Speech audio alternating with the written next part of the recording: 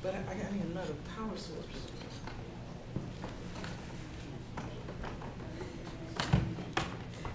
I don't know. Let's see here. What do I need? I guess this. Sure, why not? Let's try it. What's in here? Somebody still waiting up here. I'm gonna go. Hey, I'm gonna go. No, I'm putting it in your truck. Can you bring it back to the office? Yeah. Thank you. You going back there anyway, right? Yeah. Trunk of the cash? I don't have to be. Yeah, you like that, don't you? Yep. See, you're gonna go back and make a song when you come. You're gonna be trying to get back over here. It's too late. Yeah, I'm taking my time. I think Deborah's coming with that. She is. Because it's gonna bring the name tax and administrator. Oh, yeah, I forgot. And she told me she was coming about 11 o'clock. That's how they do it. Eleven. And then it's definitely coming with. And that's what you want to say. It's 12, man. Yeah, but I ran into all of them. Yeah, I was late. If that's the case.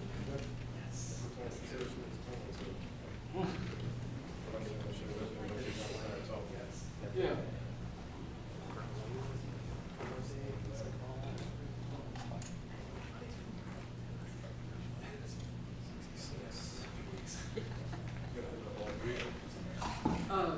No, just one. I mean, it's gonna have a total of 2 of them. Yeah. Oh, wait, I didn't touch it. Once you had on club. Huh? I think I got that one with good seal. That was on the cords.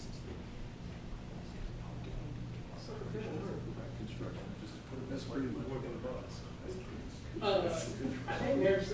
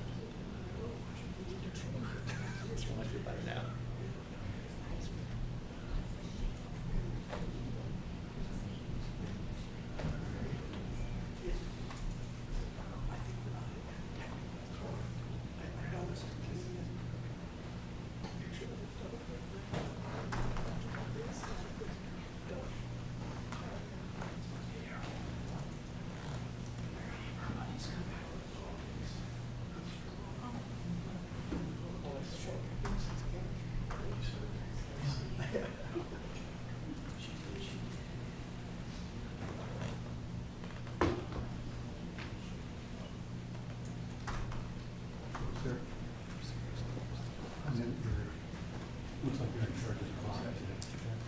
No, I'm just setting up. But yeah, they're gonna have an attorney come in and adjust the time. I just want to make sure she's got the right information. Oh, yeah, and the judge normally asks before the argument gets started, how much time we have to do. Thank you very much.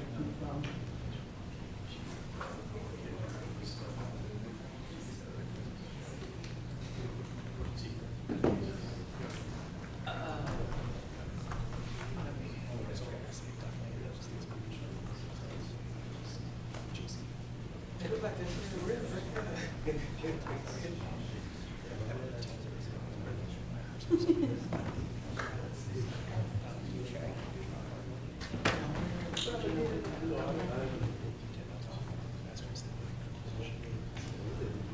Right, I know. Yeah.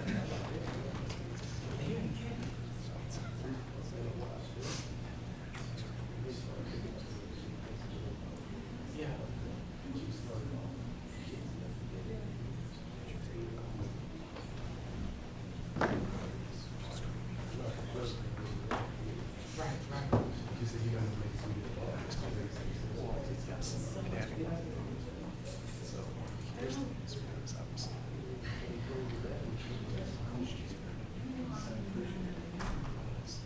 You see, you know how to do that, man.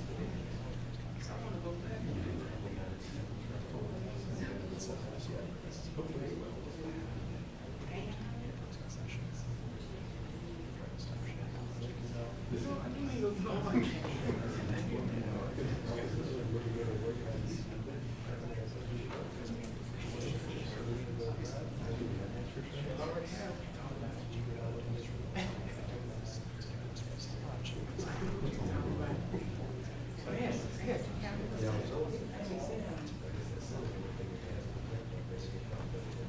Yeah. Yeah. And they set a huge, big production. No, he owns second show. Yeah. No. Really? There's all kinds of equipment all in that. You go to any activity. I guess that's what they projected from now. Yes. Huge projector coming out, that's a prize.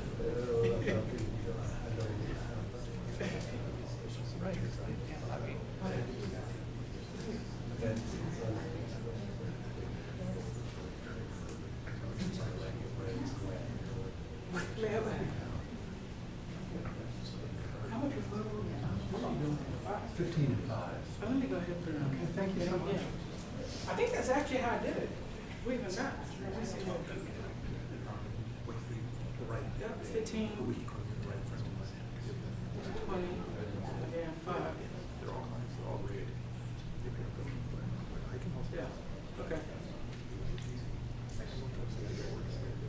So,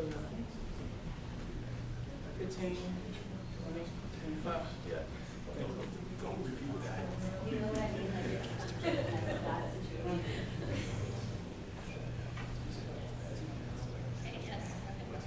Yeah, no, somebody just say something.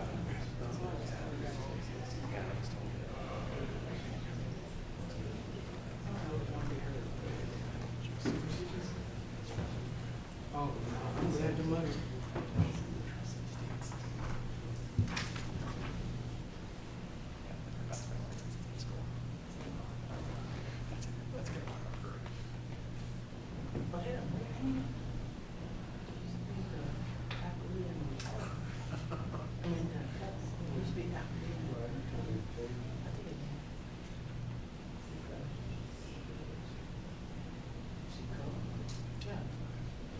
She hasn't got one.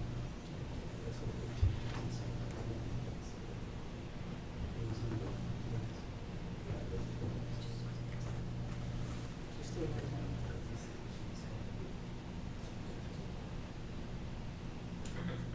No, she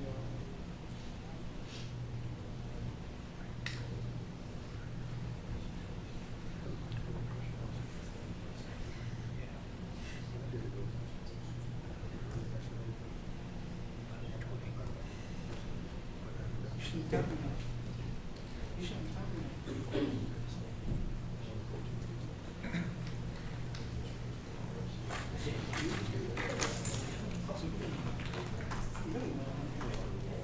So I know that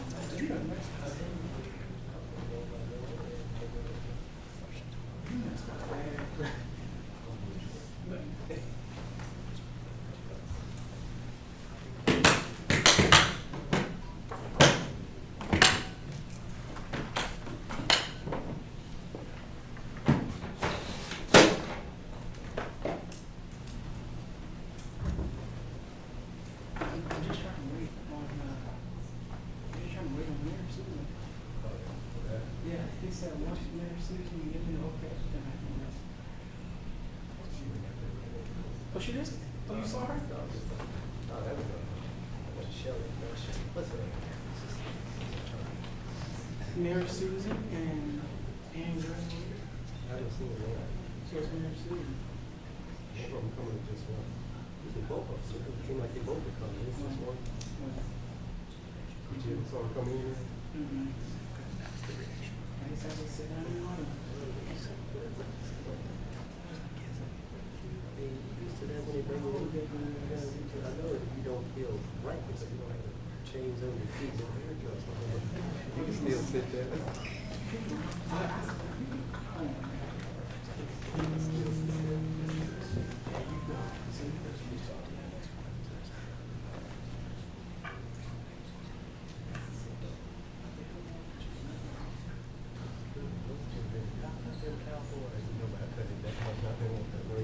Did you see that game?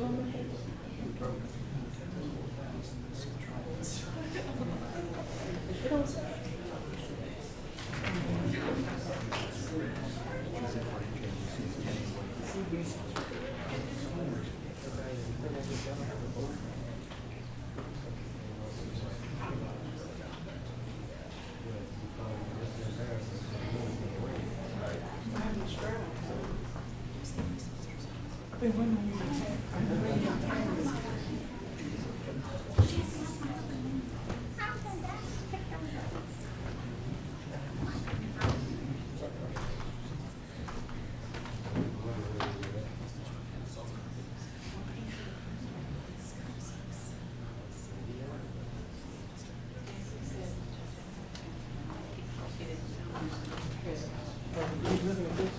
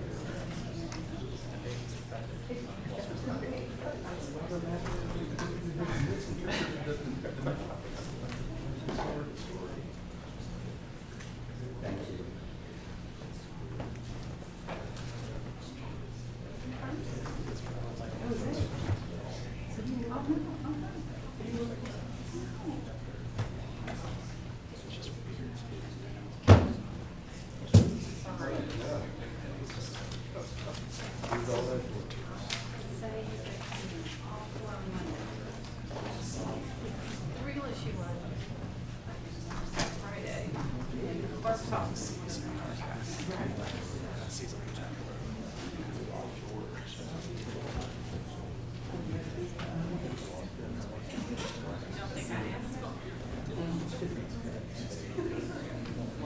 And I don't think she really wants to say no.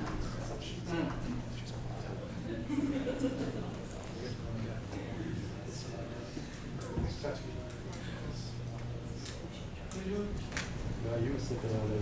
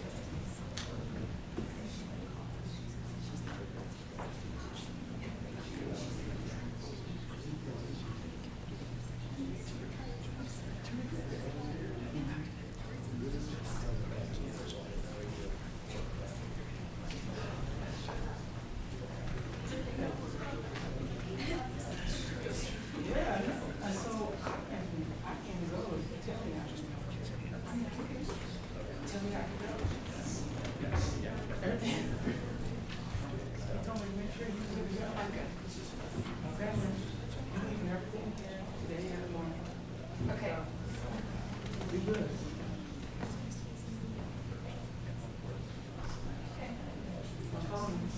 I'm just kidding. All right, man. Good morning. Stay calm. I'll see you. Yeah. Okay.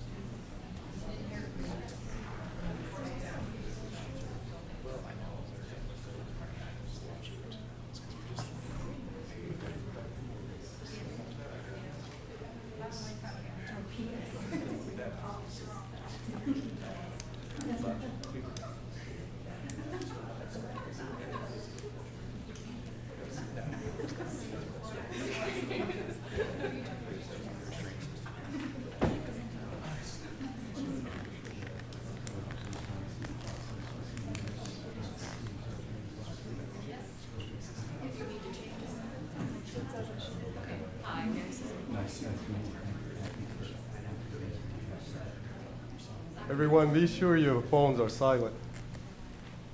Double check your phones.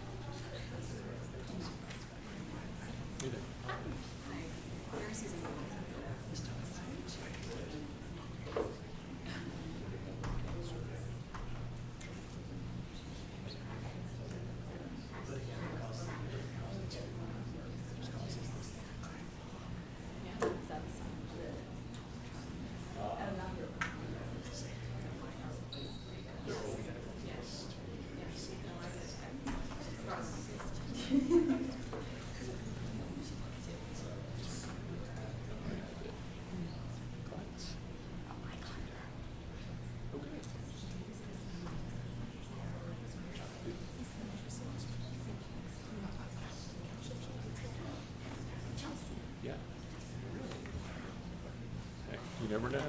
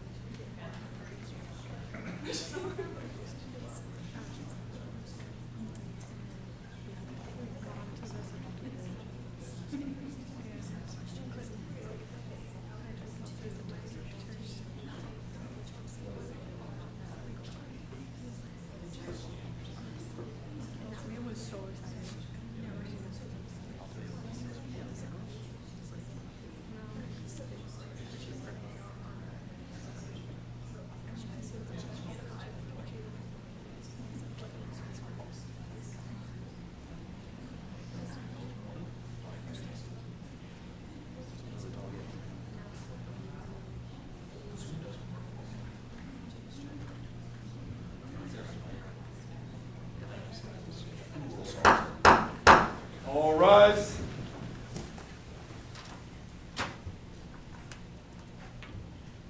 Hear ye, hear ye. The Court of Appeals for the First District of Texas is now in session. Pursuant to adjournment, God save the Constitution and this honorable court. Good afternoon, please be seated.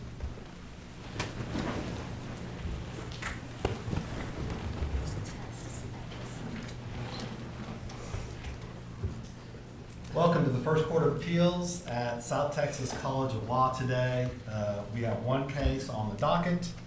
It is 01-2 24-00512CV, In-Ray Nissan North America, Inc., and Mossy Nissan, Inc. Starting with Relator, will council please make your announcements?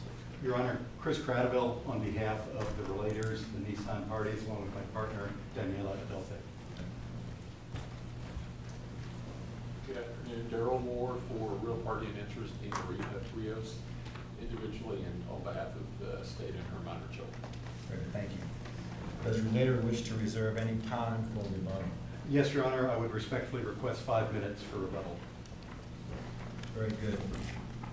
Before we begin, just a couple of housekeeping matters. I know we have experienced counsel here, so you know this already, but I'm going to do it anyway. First, with respect to the lights, green obviously means go. Yellow, you have 1 minute left in your argument. Red also means stop. You also know the exceptions. If you're answering a question, the light turns red, please finish your answer. And if one of the judges up here asks you a question after the light is red, please continue going. And we'll give you the extra time and we'll even it out so no one gets more time. Also, let me state, we don't need a full recitation of the facts. We've read the briefs and the record thoroughly, and we're familiar with underlying facts of this case. So if you can just dive right into the legal issues that would be most helpful to us. With all that out of the way, we're now ready to proceed and hear from counsel for the Relator. Mr. Chief Justice, and may it please the court, Chris Cradaville from the Dykema firm on behalf of the Relators and defendants in the underlying proceedings of the Nissan parties. Before I get into the substance of my remarks, I would just say what an honor it is to be here at South Texas College of Law and to express our appreciation to the South Texas College of Law for hosting this argument today. Your Honors, the case before you presents the most serious invasion of the sanctity of jury deliberations in Texas in a generation. Allowing the sort of investigation of the substance of jury deliberations that the trial court engaged in here threatens the viability of the jury system and jury trials in Texas. This court's intervention via the extraordinary writ of mandamus is necessary to protect the integrity of jury deliberations and, by extension, the integrity of the entire jury system in this state. Now, 24 years ago, then Associate Justice, now Chief Justice Nathan Hecht observed, and I quote, "Jurors come to the courthouse to decide disputes, not to be drawn into them." That was from Justice Hecht's concurrence in the Texas Supreme Court's landmark Golden Eagle archery case that set the standard for finding jury misconduct. And in the quarter century since the Supreme Court issued Golden Eagle, my team and I cannot find one, not one, reported case, civil case, in which a jury verdict has been set aside for jury misconduct. In other words, the trial court here made new law and is asking this court to make new law by allowing this sort of investigation of the deliberative process. So let me ask you a quick question. So to show jury misconduct, what kind of evidence is the trial court allowed to hear? Your Honor, there are two applicable rules. Rule 606B of the Texas Rules of Evidence, and importantly here, Rule 327B of the Texas Rules of Civil Procedure, emphasis on civil procedure. I think my friend Mr. Moore is going to talk about a Court of Criminal Appeals case called McQuarrie, which interprets Rule of Evidence 606B, but obviously the Court of Criminal Appeals has no jurisdiction to interpret the rules of civil procedure, including Rule 327B.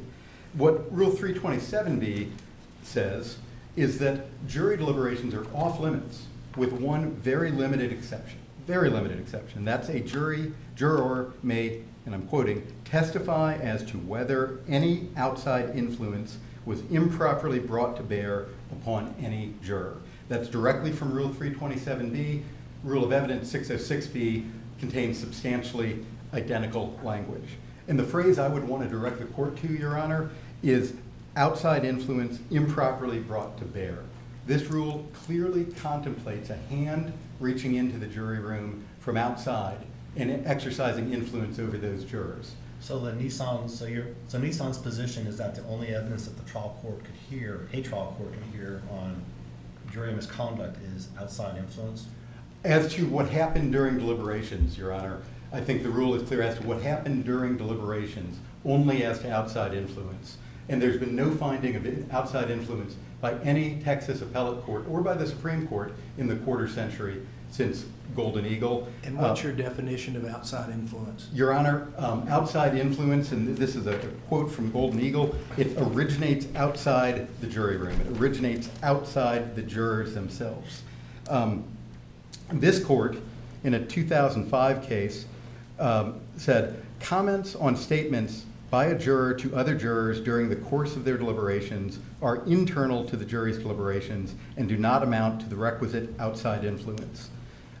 That's from the Ethel Corp decision that this court issued in 2005, cited in our briefing. So if a juror discusses what he read in the newspaper that morning, that's not an outside influence? It is not, Your Honor. In fact, there is a directly on point Corpus Christi Court of Appeals case cited in our briefing saying exactly that. And it wasn't just a newspaper article, it was a red hot editorial about the case in which the jurors were deliberating, and that was found not to be an outside influence. And we've compiled for Your Honors at pages 12, 13, and 14 of our reply brief that was filed yesterday. The expedited argument schedule and expedited briefing schedule here forced us to file yesterday. But a litany of post-Golden Eagle Texas appellate cases defining what an outside influence is and saying that it is something that has to come not from a juror, not from the specialized knowledge of a juror, but from outside of that jury room. So with no cases in 24 years, what would be an outside influence? Well, I looked to the federal cases, Your Honor, to get the answer to that. And in the federal cases, because Rule of Evidence, Federal Rule of Evidence 606B is very similar to Texas Rule of Evidence 606B, I could only find 3 federal cases in that same quarter century defining what an outside influence was.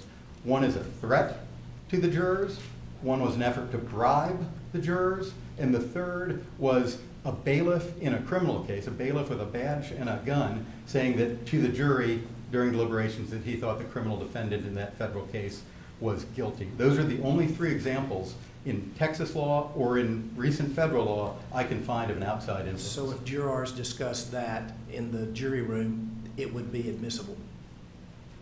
I think under the limited exception to 327B and 606B, a juror may testify as to whether any outside influence was improperly brought to bear upon any juror. But brought to bear, that you don't bring things to bear on yourself. An outsider brings things to bear on you. And I think that's just the plain English, the plain language of the rules, the 2 applicable rules here, Your Honor. And we don't have that outside influence here. We don't have a bribe. We don't have a threat. We don't have a third party, somebody trying to contact and talk to the jurors. We have jurors talking to jurors. And as Golden Eagle teaches, and I quote, "The rules contemplate that outside influence originates from sources other than the jurors themselves." That's 24 Southwest 3rd at 370. That's the unanimous 9-0 holding of the Texas Supreme Court, undisturbed for the last quarter century. Now, If there was, let me ask you, if there was outside influence or if misconduct was stipulated, how would a party go about showing harm? so, Your Honor, there's 3 prongs to that test. There has to be misconduct. Violation of an instruction would be misconduct. But we don't want to set aside 3-week jury trial verdicts easily. But how would you show harm for that? Because you have to show So- the harm would be the vote, So the verdict it changed. has to be, you're right, Your Honor, materiality, which means that the misconduct was reasonably calculated to prejudice a party's position. That's the materiality prong of the Golden Eagle 3-part test. So 1 is misconduct, 2 is materiality, 3 is harm. Harm means it changed votes. More likely than not, it changed votes. And the movement, here are the real parties in interest, the plaintiffs, although this is not a plaintiffs versus defendants issue. Sometimes it'll be plaintiffs who are unhappy after a jury verdict, sometimes it'll be defendants. I think everyone in the system has an interest in protecting the integrity of that verdict. The plaintiff has the burden of establishing all 3 of those elements, and they cannot pull back that curtain and invade the sanctity of the jury room. So what was the itself. evidence of harm in this case? Your Honor, I don't think there was much. And I think what my friends on the other side have done is to conflate deliberation conduct or deliberative conduct with pre-deliberation conduct. Juror 24, who is the juror whose comments are at issue, there were affidavits from two other jurors. Juror 31, who was the lone dissenter in this 11-1 case, and Juror 33, who voted for Nissan and testified that nothing Juror 24 said or did changed her vote. Those two jurors offered affidavits, and then they then offered live testimony. What if both of those jurors and even other jurors had testified that his pre-deliberation conversation, his, I know about this, I have a truck, this couldn't have happened this way, I've driven by that place, it didn't happen that way. What if their testimony had been that it did change their vote? Would that even have been allowed to show harm, considering that wouldn't that be related to deliberations or discussed during deliberations, which we can't get into? Your Honor, you're right that we can't pull back the curtain on deliberations. I think Golden Eagle, fairly read, does allow evidence of pre-deliberation conduct. Interestingly, now Chief Justice Hecht, then Justice Owens, now Chief Judge of the Fifth Circuit Richmond, and then Associate Justice Abbott, now Governor Abbott, all wanted to put pre-deliberative conduct off limits under Golden Eagle as well. The majority did not do that. They left pre-deliberation conduct as fair game, but they require that showing of materiality that I believe is missing here, and they require that showing of harm that I believe is missing here. So for pre-deliberation conduct, how would you show harm? I think it is appropriate for a juror to offer an affidavit or testimony if something improper happened prior to deliberations. But what happened prior to deliberations must in and of itself constitute the harm. They can't then tie that to something that happened during deliberations and pull back the curtain on deliberations. And that is, I think, the sleight of hand that has occurred here, where we have a blending of pre-deliberative conduct and in deliberation conduct to show harm. The only harm on this mandamus record is testimony from Juror 31 and from Juror 33 regarding Juror 24 during deliberations discussing a separate lawsuit by the Rios family, the real parties in interest and plaintiffs here, against Memorial Hermann Hospital. And there's testimony that in deliberation statement changed votes. That statement should never have come into evidence at all. It was objected to in writing and 8 times orally by Nissan at the motion for new trial hearing. So if a juror had changed their vote and made that statement during deliberations because of something that was inappropriately brought into the jury room, can those jurors even be called in to testify that, hey, I changed my vote because of this inappropriate information that was directed to us? They should not be, and that should not be admissible, Your Honor. And moreover, even once the trial court decided to go there in this case, they don't have that evidence. Both Juror 31 and Juror 33, the only two jurors to testify as to alleged misconduct, said that their votes didn't change in response to anything that Juror 24 did. Juror 31 was the lone dissenter. Juror 33 voted for Nissan and never changed her votes. They lack, even once we pull back the curtain, which should never have been pulled back under Golden Eagle and its progeny, once we pull back that curtain, they still have an obligation to show harm. And on this record, they didn't show it with Juror 31 not changing her vote, Juror 33 not changing her vote. They needed testimony from a juror who actually changed their vote in response to something that Juror 24 said. That doesn't exist. Let me switch gears on you a little bit here, because I see our time is running down. On the cumulative error complaint, there was discussion in the briefs about like Plaintiff's Exhibit 75. Yes, Your Honor. Could you describe for us, we read the briefs, but how that came to be? It seems from the briefing and the record that that was admitted into evidence. It was, Your Honor. But there's some clarity about it? Yes, Your Honor. And somebody who came to this late, I was not trial counsel. I'm here as appellate counsel looking at the same cold record this panel is looking at. And I had the same reaction Your Honor did. That was admitted evidence. It was evidence that was admitted by the plaintiffs. They sought and obtained the admission of plaintiffs, Exhibit 75, emphasis on plaintiffs, without objection from Nissan. And as I understand the rules of evidence, evidence is either in or it's out. And it was admitted, and after the close of evidence, during closing, Nissan cited Plaintiff's Exhibit 75 in its closing argument. This started the bench conference that Your Honor has read. There was not a granted motion in limine regarding this exhibit, and even if there had been, that motion in limine would have been designed to restrict Nissan from introducing that, not from the plaintiffs themselves. At some point, the plaintiffs, for whatever reason— Did Nissan agree to approach the bench before, or if that ever came in, or what was the process? There was a agreement? verbal instruction. There was a motion in limine that was not granted and was not denied, and if Nissan had sought to introduce this, I think Nissan would have needed to approach the bench.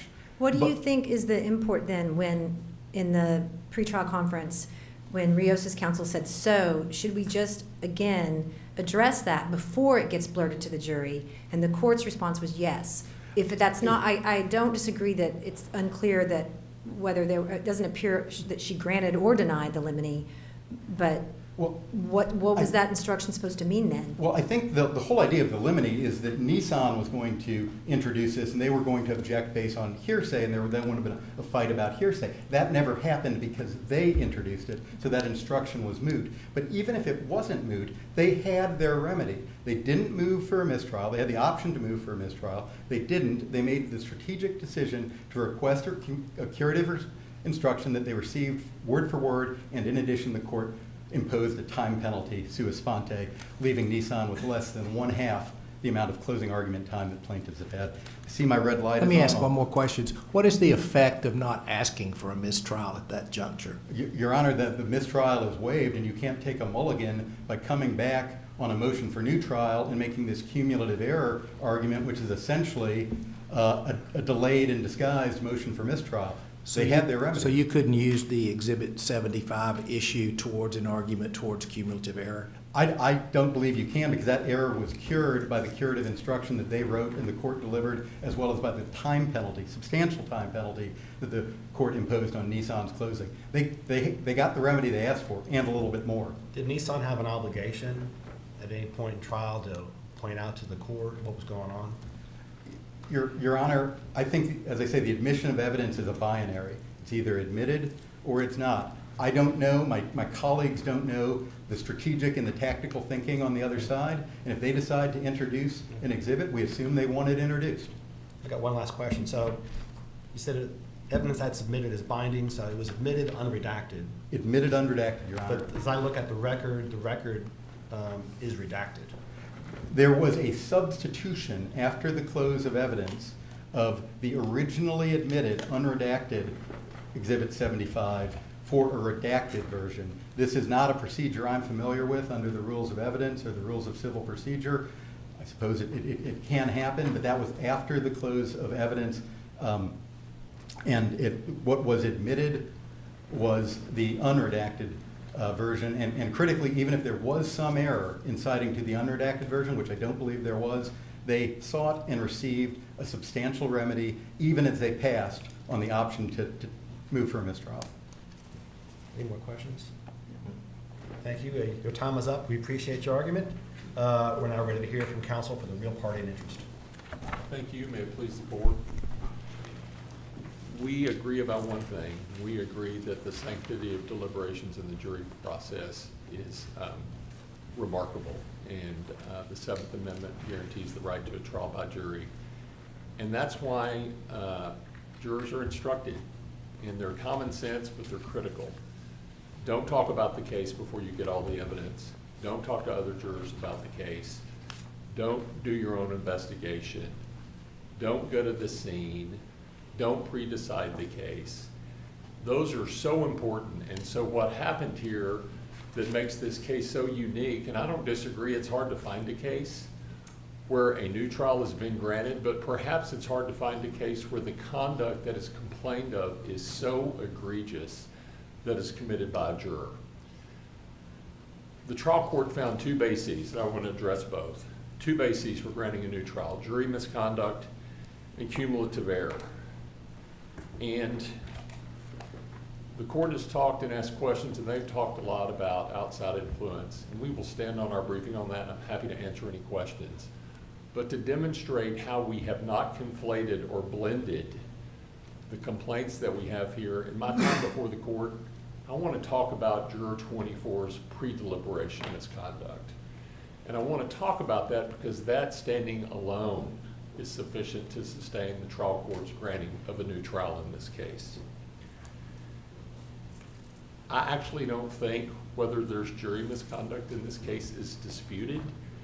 Juror 24 admitted that the conduct that was complained of he committed. He didn't say it was misconduct, but he didn't refute that he did it. I'm going to talk about his admission in a minute. But this is the record evidence in this case for pre-deliberation conduct, not misconduct during deliberation. He made up his mind before deliberations and said to the other jurors, pre-deliberations, I have made up my mind. He made up his mind in opening statement. The court read that. When defense counsel showed a photo in opening, he said at that moment he knew that the plaintiff's theory of the case couldn't have happened as they said. He visited the scene of the fire and shared information about that with other jurors before deliberations. He said he had driven to the golf course and knows that the driveway leading up to it would not have made one of the witnesses' testimony valuable in this case. So he's actually criticizing witness testimony with personal knowledge that he gained outside the courtroom. He denigrated the plaintiff's evidence, quote, multiple times, in quotes, before closing and before the jury began to deliberate, and he continuously criticized the plaintiff's case and never criticized Nissan's. That's Juror 31's and 33's testimony at the hearing on the motion for new trial. And this is so important. He admitted that he shared information with the jury about the scene and admitted, and this is a quote, any specific thing that didn't come from the witness stand, he filled in the blanks with the information that he had from his own personal experience. This is all pre-deliberation misconduct. But how do we get to the harm from that? I mean, I don't dispute that this misconduct seems to have occurred, and which is quite frustrating to see, which is why I'm so curious how this gets cured.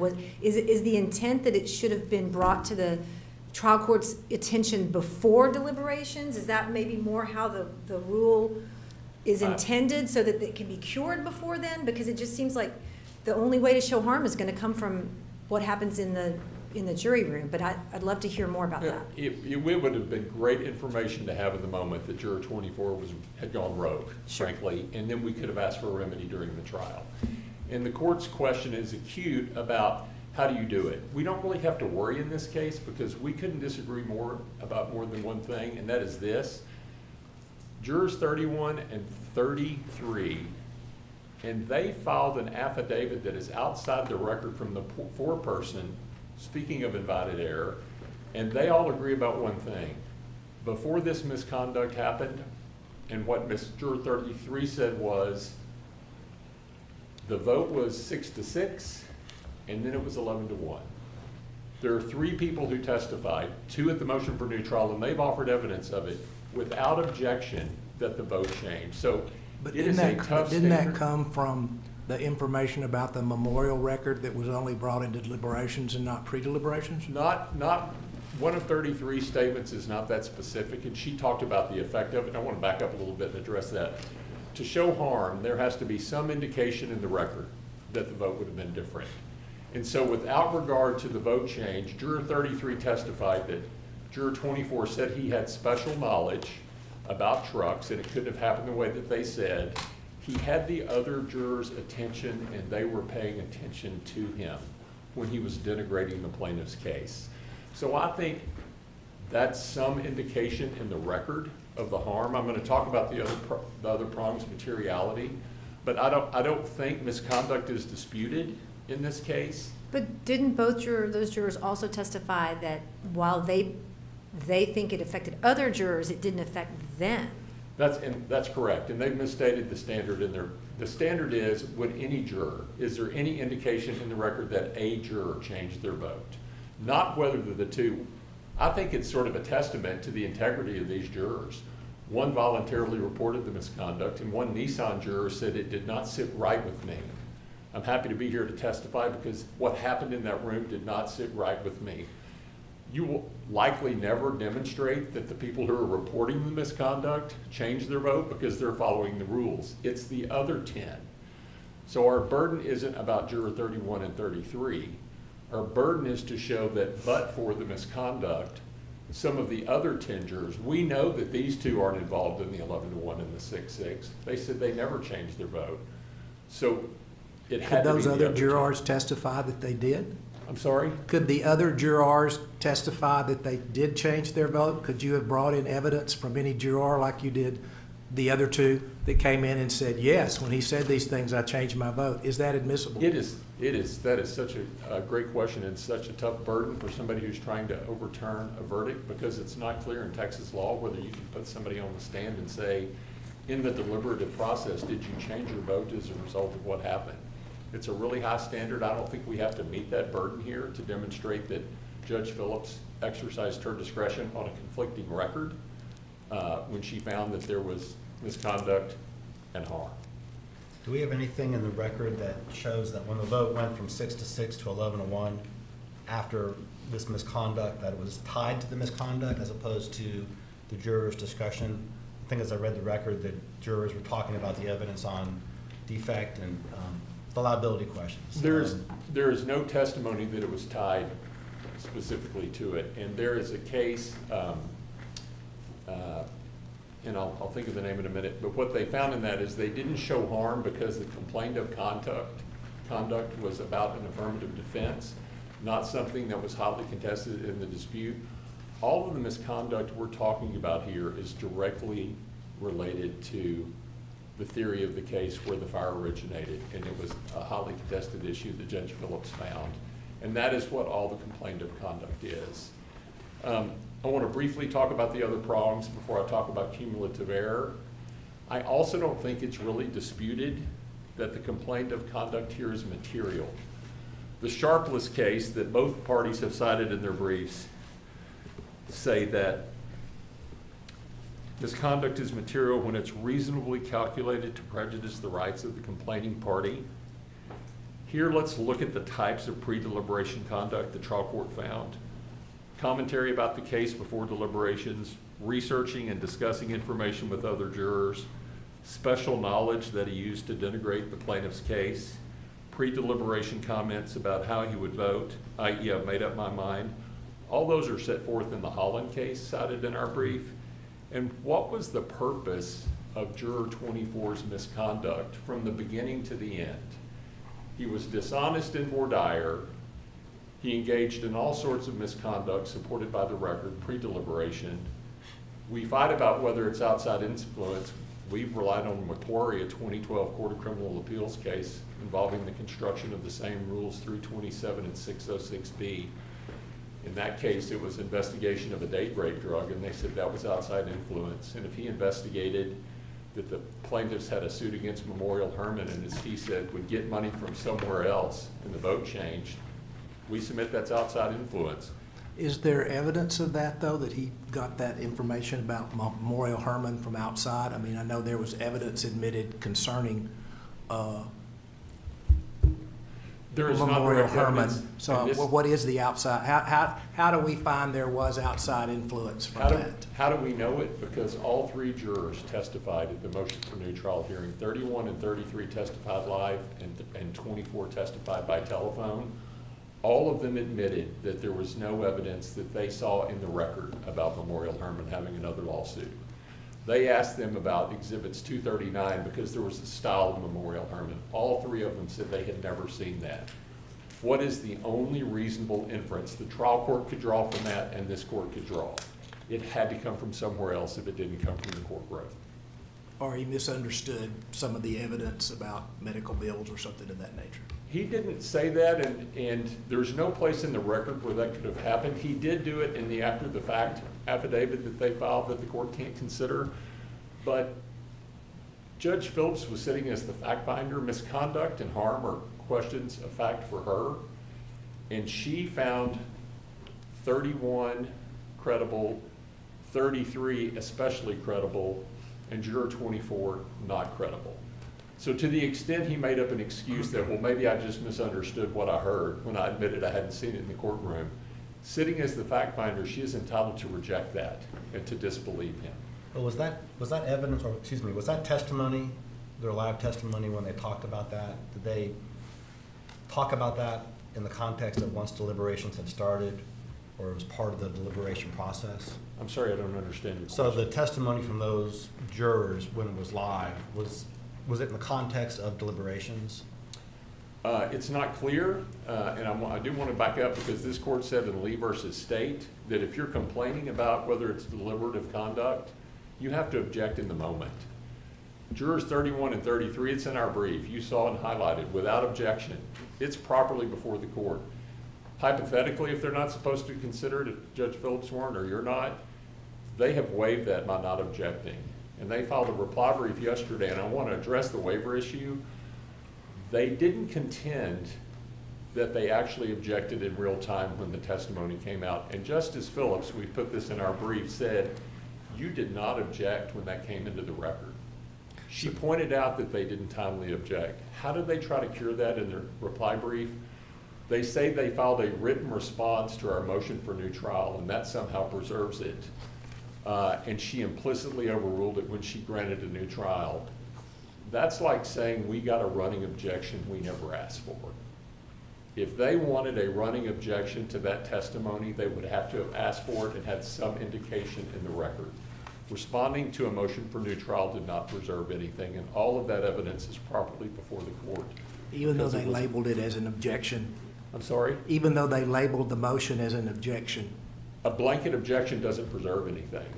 That was my point. They would have to have said, Judge, we have filed a response, we object. And they do it in their brief. They say she shouldn't have considered any testimony from 31 or 33. That's a statement from their brief. That is flatly contrary to Rule 327, which says she has to consider testimony from the juries at a hearing on a motion for new trial. So they What- did. I was just gonna say, so where in the transcript from the motion for new trial hearing, there were multiple verbal objections made by Nissan saying, Judge, I object, they can't get into that, that's related to deliberations. Are you saying that those objections were not specific to what the testimony you're talking about now? What I'm saying is if the court looks at the hearing on the transcript from the hearing on the motion for new trial, 31 and 33 testified for multiple occasions without objection. I'm not saying they never made any objection, but they had an option. They needed a running objection. Judge, we object under 606B and 327. We would like a running objection to anything that transpired during deliberations. Didn't ask for it. Absent that, they had to object at every question or it was waived. So I didn't put in our brief the portions where they objected. That's why I said these statements were without objection.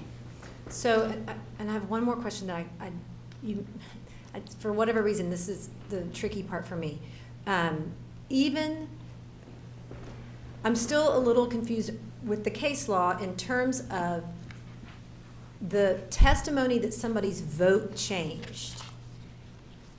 Does that get to come in as it relates to pre-deliberation misconduct to show harm or not? Because it seems to be a little bit muddy in the case law whether that would in and of itself fall under deliberation, discussion, do you see what I'm saying, and be off the table. I think it is less clear about whether it comes in. It is more clear during deliberation, but the McQuarrie case sort of addresses it. And what I think is critical here is whether it would come in or not in the face of a proper objection isn't before the court. It is in here under this court's opinion in Lee versus State because there was no objection in real time.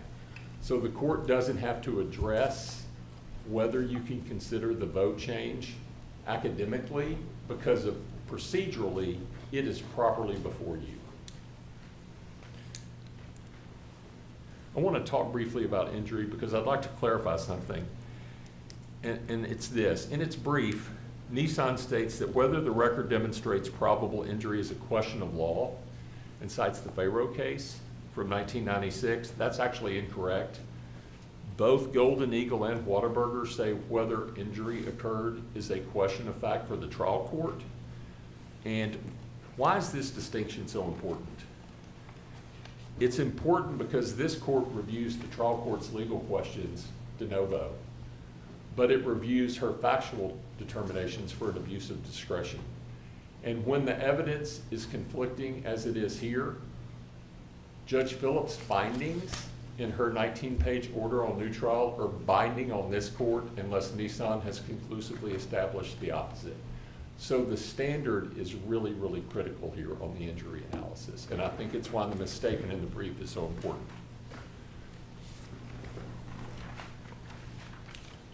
I think, Justice Countess, I can also direct you to the Whataburger case that is cited in both briefs, because this is what it says, because when you're struggling with harm, there is no injury if the record shows, absent the misconduct, that the jury would have in all probability reached the same verdict it rendered with the misconduct. And we just can't say that here. The plaintiff met her evidentiary burden on the 3 prongs. Even if she had not, the court can still sustain it under cumulative error. And I want to talk about that briefly.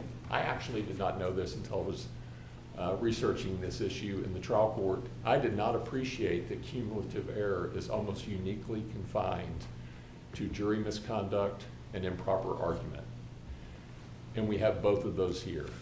It is hard to find a case affirming a reversal on cumulative error grounds unless it involves improper argument and jury misconduct. And it's usually one or the other. We actually have both in this case. We have talked about jury misconduct, so I'm not going to rehash that. I want to talk about the improper argument because we could not disagree more about what happened in the trial court. I want to address something that opposing counsel said is not really in the rules, but it's a practice, and it came up at the hearing here.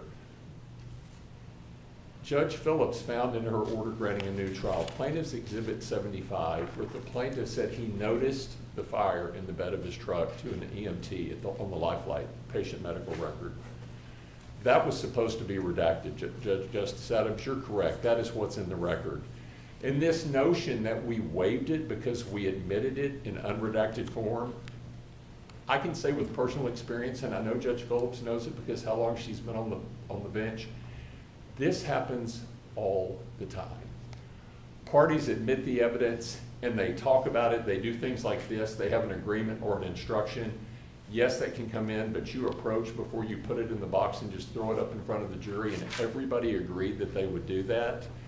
This happens most of the time in PI cases where insurance is replete in medical records, and the plaintiff's lawyers introduce all their medical records, and before they go back to the jury, the parties meet and confer, and they redact everything the jury's not supposed to see.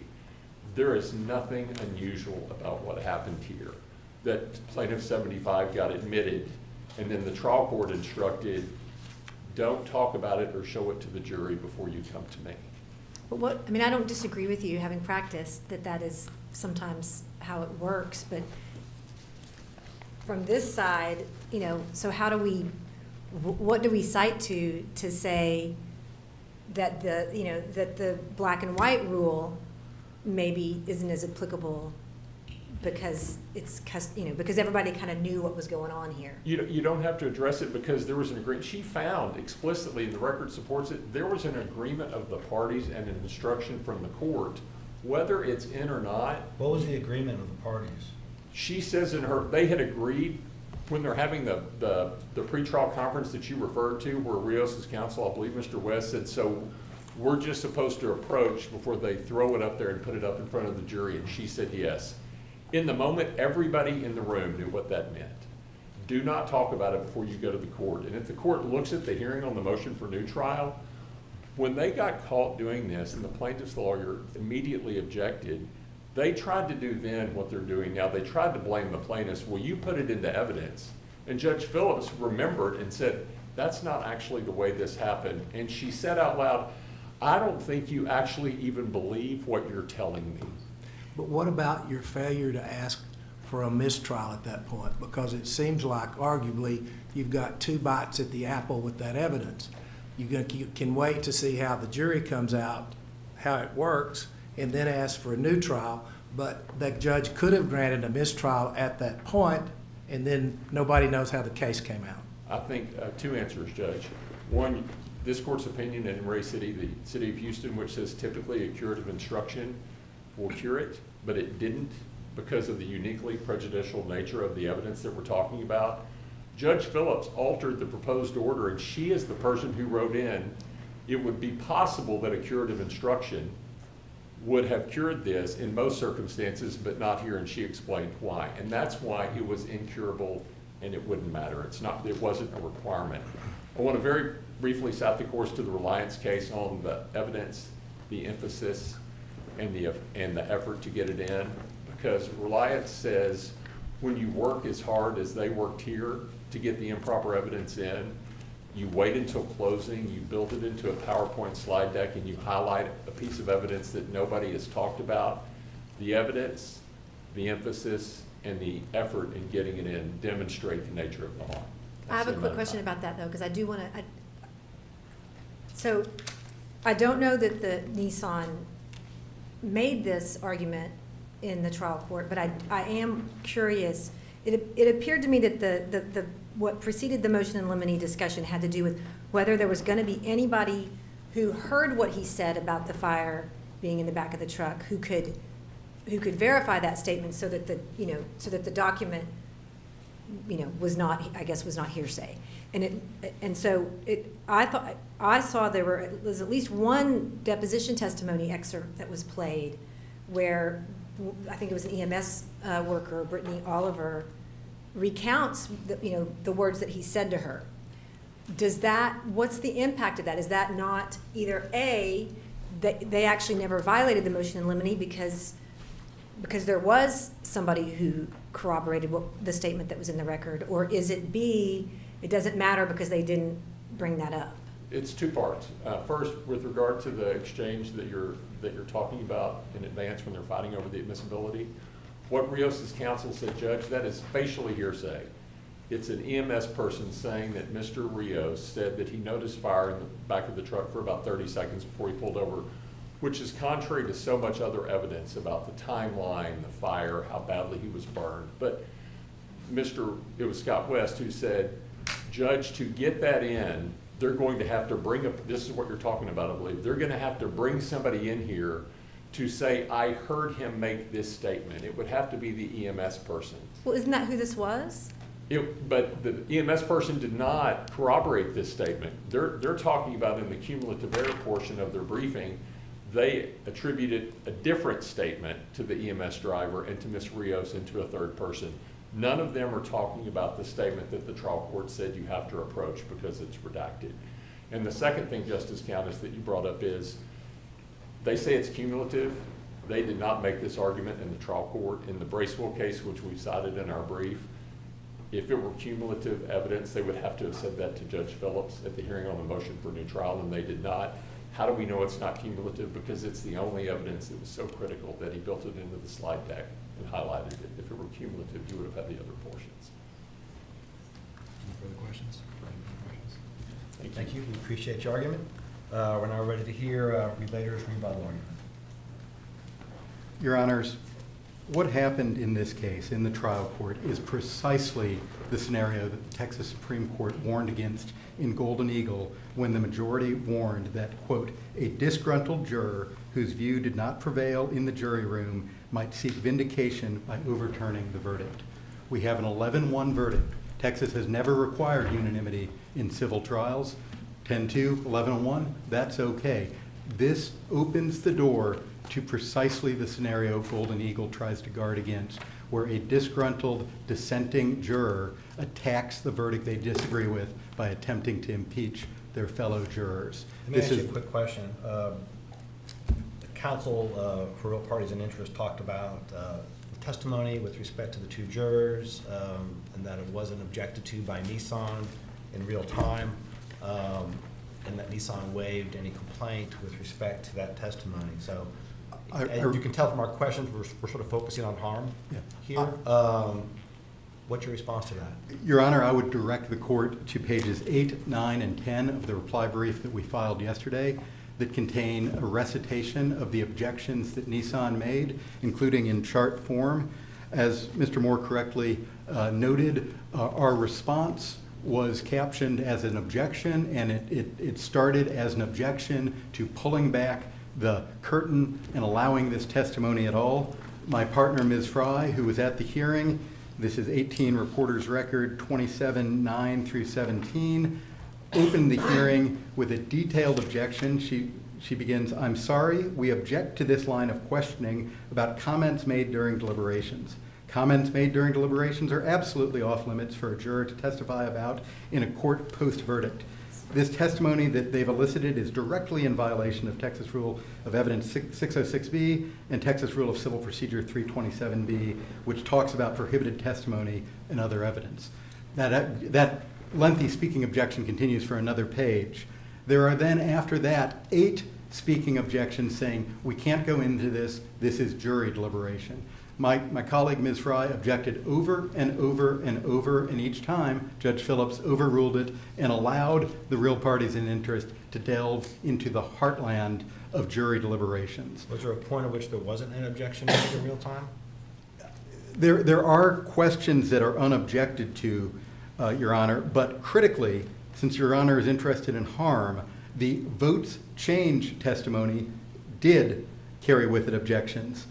Each of the vote change questions to 31, Juror 31 and Juror 33 was objected to, and I would direct the panel to 18 Reporters Record 34 and 18 Reporters Record 56, and again 18 Reporters Record 59 to see those objections to the vote change testimony, the Memorial Herman testimony. As you've heard from my friend Mr. Moore, the only evidence in this record of votes changing relates to that Memorial Herman evidence, and that is off limits. That is behind the curtain of deliberations. That is not pre-deliberation misconduct by Juror 24. There's no evidence in this record that he said anything about Memorial Herman or a lawsuit involving Memorial Herman prior to deliberations. So when they talk about Memorial Herman and that statement by Juror 24 changing votes, that's in the heartland of what's protected by 327B and 606B. And I do appreciate the concession from opposing counsel, and I think it's an important one. In the quarter century since Golden Eagle, there has not been one Texas intermediate appellate decision or Supreme Court decision setting aside a jury verdict based on jury misconduct. Not that we can find, and I think not that they can find either. Let me take you back to the pretrial conference with respect to Plaintiff's Exhibit 75. And I'm just, in terms of what the understanding was between the court and counsel, I think Mr. West said, so we should just, again, address this with respect to that exhibit before it gets blurted out to the jury. I think the court then said, yes, whatever the exhibit is, if it's exhibits that you're asking to be redacted or whatever. That seems vague to me, and I'm just trying to understand what everyone's understanding was with respect to that. I have the same cold record before me that Your Honors do, and I find it vague and unhelpful as well. What I know is that evidence is either admitted or it's not admitted. Here it was admitted in unredacted form, and it was left in unredacted form at the close of evidence. And if there's some informal procedure, was there some agreement or understanding that it would be redacted, that she had made a ruling it would be redacted, or were the parties supposed to approach about it being redacted? I think the premise here, the whole premise of motion in limine number 7 was that Nissan would seek to introduce this evidence. They would object on hearsay grounds, and there would then be a conference about the hearsay objection. That didn't happen because they introduced the evidence. In a sense, we're looking at this through the wrong end of the telescope. But they would approach about it being redacted. When they introduced it, they didn't do that, and they're the masters of their case. It's not our job to raise things that they would like to raise. We're not aware of what they would like to raise always, and they might make tactical or strategic decisions that we're unaware of over the course of a 3-week trial.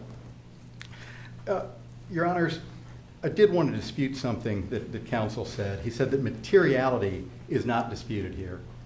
We're obviously talking about harm. I don't think they've come within miles of showing harm under Golden Eagle Archery and its progeny, but I don't think they've shown materiality either with regard to the pre-deliberation conduct, which is the only thing that can properly be considered by the trial court.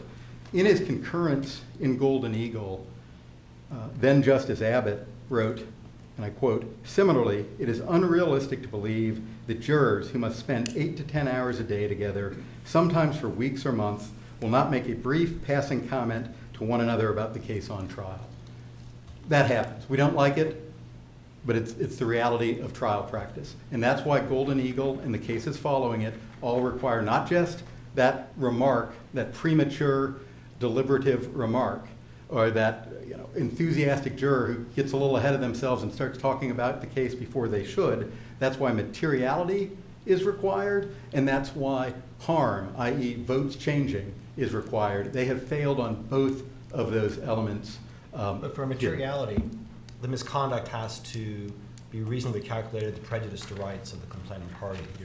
Are you arguing that that if it were misconduct, wasn't reasonably calculated to prejudice the rights of the plaintiffs here? I think when you review what Juror 31 and Juror 33 say about what Juror 24 allegedly did prior to deliberations, it's a series of stray remarks.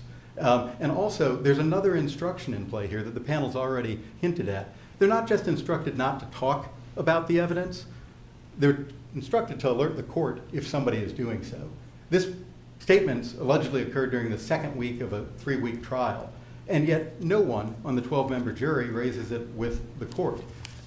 By raising it with the court, they could have given the opportunity of the court to admonish Juror 24, if necessary, remove Juror 24 and replace him with an alternate, or if necessary, to declare a mistrial. Instead, we have the disgruntled juror from Golden Eagle making their complaints after the verdict that she dissents from and that she's unhappy with. My red light is on, Your Honors. Unless the panel has any more questions for me, I will. Any more questions? Any more questions? Thank the court for its time and attention. We appreciate your argument. We want to thank both sides today. Counsel, your briefing and your arguments were excellent. We want to thank you for coming to South Texas College of Law to do your argument. I think that's important to do. We appreciate everything you argued today. With that, this case is submitted and we are adjourned. All rise.